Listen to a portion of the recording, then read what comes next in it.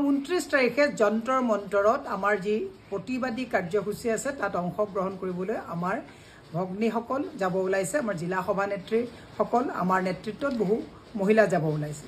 মই আচৰিত হৈছোঁ, অসম পুলিচে প্ৰত্যেকগৰাকী মহিলাকে ফোন কৰি পেলাই তেওঁলোকে কোনখন ফ্লাইটত যাব, কোনখন ট্ৰেইনত যাব, কিমান মহিলা যাব নাম বিচাৰিছে। মই কৈছোঁ যে আমি অহিংসভাৱে গণতান্ত্ৰিক যিটো আমাৰ অধিকাৰ 33% ওমেন ৰিজাৰ্ভেশ্যন যিখন এক্ট সেইখন আজিলৈকে লাগু কৰা হোৱা নাই, মানে প্ৰণয়ন কৰা হোৱা নাই। মূল্যবৃদ্ধি আকাশলংঘী হৈছে। মানুহে পাকঘৰত মহিলাসকলে সকাহ নোপোৱা এটা অৱস্থালৈ গৈছে। আমি আমাৰ দৃষ্টি চৰকাৰক আমি যাতে মূল্যবৃদ্ধি ৰোধ কৰিব পাৰে, মহিলা যাতে সুৰক্ষা হয়, এই গোটেই কথাবিলাকত আমি মহিলাৰ যাতে অংশীদাৰিত্ব যাতে সঁচা অৰ্থত প্ৰণয়ন কৰে তাৰ কাৰণে আমি প্ৰতিবাদ কৰিব যাব ওলাইছোঁ। পুলিচে আমাৰ মহিলাসকলক ইমান ফোন কৰি ইনফৰমেশ্যন লৈ হেৰেছমেণ্ট কৰাৰ অৰ্থটো কি হৈছে?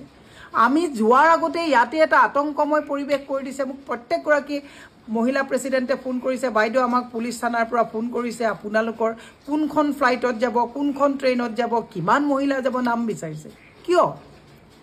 আমি যিসকল যাম, আমি আমাৰ সুৰক্ষাত আমি তালৈ যাম, আপোনালোকে ইমান আতংকিত কৰাৰ প্ৰয়োজন ক'ত আছে?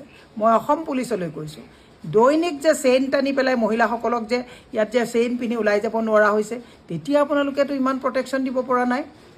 আমি অহিংসভাৱে আমাৰ গণতান্ত্ৰিক যিটো আমাৰ অধিকাৰ তাক সাব্যস্ত কৰিবলৈ 29 তাৰিখৰ নিখিল ভাৰত মহিলা কংগ্ৰেছৰ নেতৃত্বত যন্তৰ মন্তৰত যি প্ৰতিবাদী কাৰ্যসূচী হ'ব তাত আমি যাম। তাত পুলিচে আমাৰ মহিলাসকলক বাৰম্বাৰ যিটো হাৰাশাস্তি কৰিছে, মানসিকভাৱে দুৰ্বল কৰাৰ যিটো কামত লিপ্ত হৈছে, ইয়াক অত্যন্ত গ্ৰহিত বুলি মই বিবেচনা কৰিছোঁ।